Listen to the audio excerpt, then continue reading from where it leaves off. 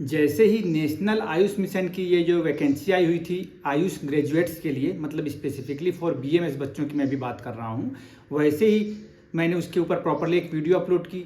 और वैसे ही जो अपात्र लोगों की लिस्ट आई, पात्र लोगों की लिस्ट है, और हंगामा मच गया कि कैसे होना है क्या होना है। बहुत सारे बच्चों के लगातार सवाल मेरे पास आने लग गए हैं। कुछ सवाल मैंने नोट कर रखे हैं कि पात्र अपात्र कैसे क्या होगा, जो अपात्र है वो वापस पात्र हो पाएंगे कि नहीं, उसका क्या प्रोविजन रहेगा, इंटरव्यू कैसे होगा, इंटरव्यू में कितने लोगों को बुलाएंगे, इंटरव्यू में जीके के क्वेश्चंस का क्या होगा, दावा आपत्ति कैसे करना है। और लास्ट में इस वीडियो में मैं बताने वाला हूँ मेरे मन की बात स्पेसिफिकली फॉर छत्तीसगढ़ के बच्चों के लिए जो इस इंटरव्यू में अभी जाने वाले हैं या फिर इसके लिए जिन्होंने फॉर्म फिलअप यहाँ पे किया हुआ था। तो वन बाय वन हम वीडियो को चालू करेंगे। और हाय एवरीवन, मेरा नाम है डॉक्टर सोमेश कुशवाहा। आप सभी की हेल्प के लिए मैं नई नई वीडियोज़ लेकर आता रहता हूँ। तो अगर आप लोग पहली बार मेरे इस चैनल पर आए हुए हैं तो बहुत सारे वीडियोज़ मैंने आप लोगों की हेल्प के लिए अपलोड किए हैं, तो प्लीज़ गो थ्रू होइएगा उन वीडियोज़ से, जो आपकी लाइफ में कहीं ना कहीं पे, चाहे पढ़ रहे हो चाहे प्रैक्टिस कर रहे हो, हेल्प जरूर करते रहेंगे। चलिए वीडियो को स्टार्ट कर लेते हैं। तो सबसे इंपॉर्टेंट चीज़ की जो मैंने कल अपने वीडियो के दौरान भी बताई थी कि बहुत सारे जो अपात्र बच्चों की लिस्ट है, लाइक अगर हम बात करें तो अपात्र लोग 1112, मतलब 1112 लोग अपात्र हैं और 551 लोग पात्र हैं, मतलब कि पात्र से भी ज़्यादा अपात्र हो गए। और उसमें मोस्टली में रीज़न जब अपन देखेंगे अपात्र वालों का, तो लिखा हुआ है कि इंटर्नशिप पूर्णता प्रमाण पत्र असंलग्न करके, और बच्चे उसी में परेशान है कि सर उसमें क्योंकि लिखा नहीं था इसलिए हमने उसको नहीं डाला था। तो हम एक बार पहले वो नोटिस को देखते हैं उसमें क्या लिखा था, फिर आगे बात करेंगे पर उसमें उसका सॉल्यूशन क्या है वो भी मैं आपको बतलाऊंगा। भर्ती संबंधी सामान्य शर्तों के इसी पॉइंट को लोग बार बार पुट कर रहे हैं कि सर इसमें तो पॉइंट लिखे नहीं है। तो यहाँ पे क्या है कि बहुत सारे लोगों के अलग अलग वैकेंसीज निकली थी ना, तो उसके अकॉर्डिंग ये इन्होंने लिखा था कि दस्तावेजों की स्वाभिप्रमाणित छायाप्रति संलग्न करनी, जिसमें 10वीं का जन्म प्रमाण पत्र, फिर 12वीं की अंक सूची, स्नातकोत्तर स्नातक अन्य निर्धारित शैक्षणिक योग्यता के समस्त वर्षों की अंक सूची, संबंधित डिग्री, संबंधित काउंसिल का पंजीयन प्रमाण पत्र यदि लागू हो तो, छत्तीसगढ़ के निवासी हो तो सक्षम अधिकारी द्वारा जारी मूल प्रमाण पत्र। ऐसे तमाम तरह के पॉइंट्स यहाँ पे लिखे हुए थे ना। तो इसी के बेसिस पे वो बोल रहे हैं सभी कि सर यहाँ पे इंटर्नशिप का नाम नहीं लिखा था इसलिए हमने उसको नहीं डाला था वहाँ पे, नहीं तो सबको पता है कि बिना उसके कंप्लीशन की डिग्री कैसे मिल जाएगी। तो देखिए वो सब पता होना और ऑफिशियली काम करना दो अलग मुद्दे होते हैं।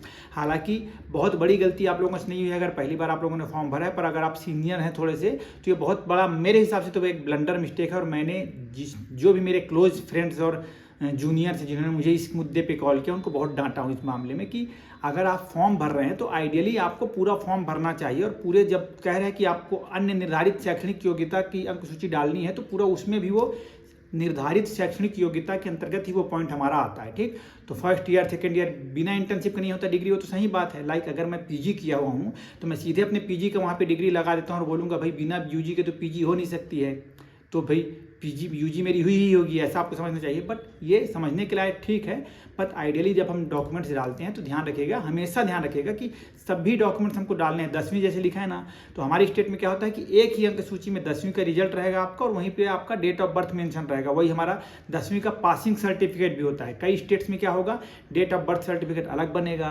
पासिंग सर्टिफिकेट अलग होगा, मार्कशीट वाला एक सर्टिफिकेट अलग होगा, तो उनको 3 अटैच करने पड़ते हैं साथ में। ठीक, तो ऐसे हमेशा आप दोबारा के लिए ध्यान रखिएगा कि कभी भी कोई भी फॉर्म आप फिलअप करते हैं तो अब चाहे यहाँ पे लिखा है कि नहीं लिखा है, जो भी दस्तावेज आपके कॉलेज से रिलेटेड है, पढ़ाई से रिलेटेड है, कैटेगरी सब कैटेगरी इन सब की बात मैं नहीं कर रहा हूँ, बट उनके रिलेटेड है, हमेशा डालने हैं। 10वीं का, 12वीं का, BMS, first year, second year, third year, अगर आप किसी में ग्रेस बैक लगा था आपका, सप्लीमेंट्री वाला कुछ बात था, तो वो रिजल्ट भी आपको हमेशा अटैच करने चाहिए।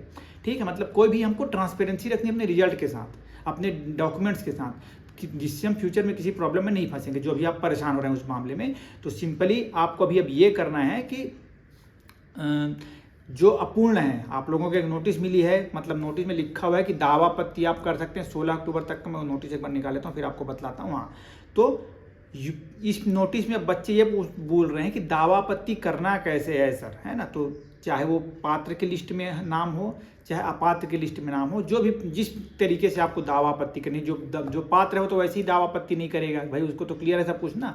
तो हमारे यहाँ के नोटिस भी लोग ढंग से नहीं निकालते हैं, हिंदी में पढ़े लिखे थोड़े से कमजोर है लोग, तो आपको शब्दों पे ध्यान नहीं देना है। सिंपली यहाँ पे लिखा हुआ है कि कार्यालय राष्ट्रीय आयुष मिशन संचालनालय आयुष इंदिरावती भवन, तृतीय तल, ब्लॉक 1, अटल नगर, नवा रायपुर, छत्तीसगढ़ में लिखित रूप में प्रस्तुत कर सकते हैं। तो यहाँ पे लिख दिया कि लिखित रूप में प्रस्तुत कर सकते हैं। इसका मीनिंग ये हुआ कि आप सीधा एक आवेदन दे देंगे तब भी काम चल जाएगा। बट पीजी के समय पे जब ये हुआ था, ऐसे डॉक्यूमेंट वेरिफिकेशन के पहले जब ये दावा आपत्ति वाली बात आई थी, तो वहाँ पे स्वयं उपस्थित होने के लिए लिखा हुआ था वहाँ पे क्लियरली। तो आई विल सजेस्ट कि आप अगर खुद से उपस्थित होंगे तो ज़्यादा बेहतर होगा, और कोई टाइप स्पेसिफिक कराने की कोई आवेदन को आवश्यकता नहीं है। सिंपली आप हैंडमेड, आप मतलब खुद से भी लेटर लिख लेंगे तब भी चल जाएगा। आपको ये बात जरूर मेंशन उसमें करनी है कि आपका नाम, प्रतीक इसके ऊपर लिखेंगे, जो यहाँ पे जिनका साइन है उन्हीं के नाम पे आपको लिखना है, ठीक है। लेटर उनके नाम पे रहेगा, और आपको लिखना है कि अपात्र की जो लिस्ट है, मान लीजिए, है ना, क्योंकि मोस्टली वही लोग अपना अभी वापस पात्रता के लिए अप्लाई कर रहे हैं। तो अपात्र की लिस्ट में आपका कौन से सरल क्रमांक में, जो सबसे पहले अगर आप मेरी वीडियो देखें तो आपके लिखा उसमें आपको मिल जाएगा सरल क्रमांक 1 2 3 4, किस इस सरल क्रमांक में, फिर आवक जावक क्रमांक कौन सा था आपका, दिनांक कौन सा था, नाम डिटेल, ये सब है। और मेरे आवेदन में इसकी अपूर्णता रही है ना, उस ऐसा कुछ एक मेंशन करके इसको मैं संलग्न कर रहा हूँ साथ में। और आप साथ में ये क्वेरी जरूर अपना दे सकते हैं, क्योंकि संबंधित दस्तावेजों की सूची में इंटर्नशिप प्रमाण पत्र का उल्लेख नहीं था, दैट्स वाई आपने उसको जमा नहीं किया। ऐसा करके आप उसमें एक लाइन लिख सकते हैं, और लिखकर आप मुझे वापस से पात्रता की सूची में डालने की महती कृपा करेंगे। ऐसा करके एक शानदार लेटर बना लीजिए, चाहे उसको टाइप करिए चाहे हैंड में लिखिए, और बाई हैंड जाएंगे तो ज़्यादा बेनिफिशियल रहेगा आपके लिए। अगर बहुत ज़्यादा दूर हैं आप तो मैं कहूँगा स्पीड पोस्ट, फिर लास्ट ऑप्शन वही है करने का, बट मेरी सलाह होगी कि बाई हैंड कर देंगे तो सबसे अच्छा वो चीज़ होगा। तो ये होगा दावापत्ति का प्रोसेस। और जो अपात्र है, सभी ऐसे बच्चे जिनमें ये प्रॉब्लम है खास करके, बस और कुछ प्रॉब्लम नहीं है कि जानबूझकर आपने नहीं डाला है क्योंकि लिखा नहीं था इसलिए इंटर्नशिप सर्टिफिकेट आपने नहीं डाला है, तो वो हो जाएगा और आप पात्र की लिस्ट में आ जाएंगे। पहला पॉइंट ये आपके लिए क्लियर हो गया है, एकदम डाउट इसका क्लियर। आप बिल्कुल इसमें घबराने रोने की बिल्कुल आवश्यकता नहीं है। दूसरी बात, इंटरव्यू कहाँ होगा, तो ये जिस एड्रेस पे है, जिस एड्रेस पे आप जा रहे हैं उसी एड्रेस पे, उसी भवन में ब्लॉक 1 क्या क्या लिखा था ना, वहीं पे ही होने वाला है, ठीक।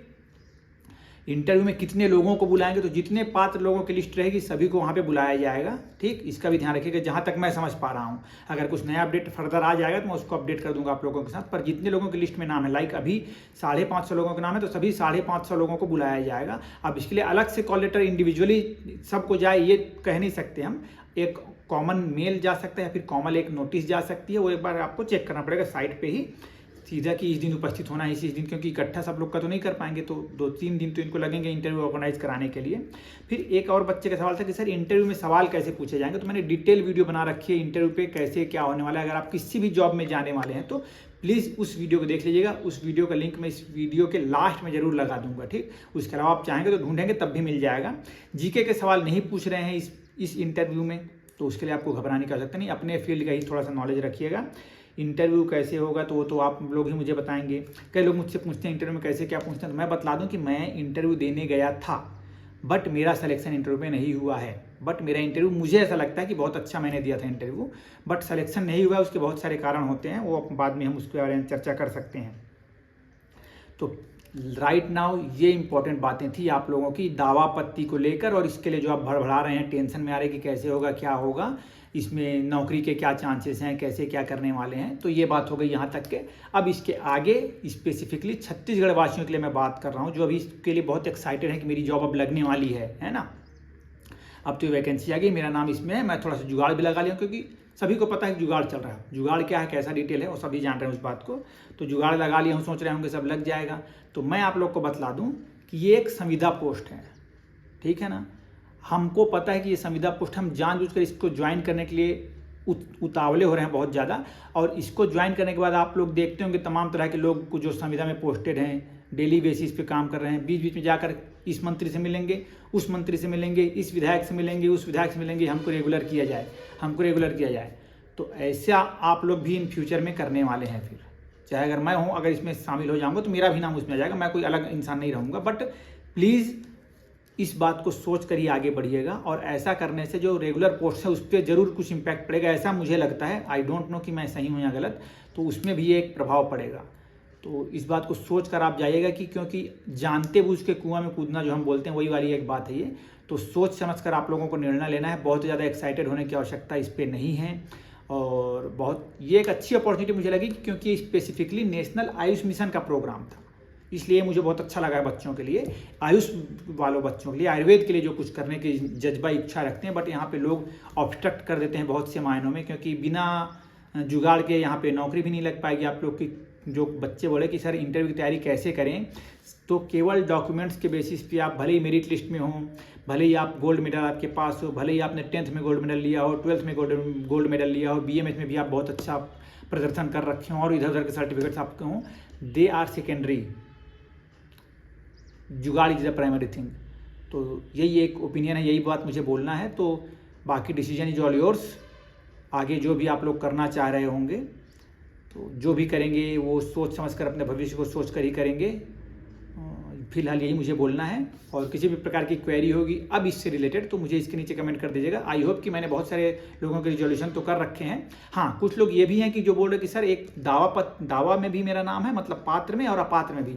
वो खासकर ऐसे बच्चों का जो 2 बार जिन्होंने फॉर्म भर दिया है, जो पहले भी फॉर्म भर दिए थे जब सीट्स कम थी और दोबारा आई सीट तो फिर फॉर्म भर दिए, तो कुछ डॉक्यूमेंट यहाँ वहाँ हो गए होंगे।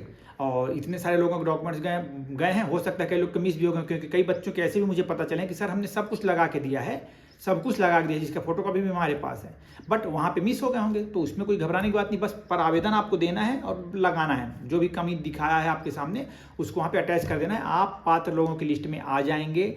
बट मैंने कि जैसा आपको बतला दिया कि डिसीजन इज ऑल योर्स, आप अपने फ्यूचर के का निर्धारण स्वयं करने वाले हैं।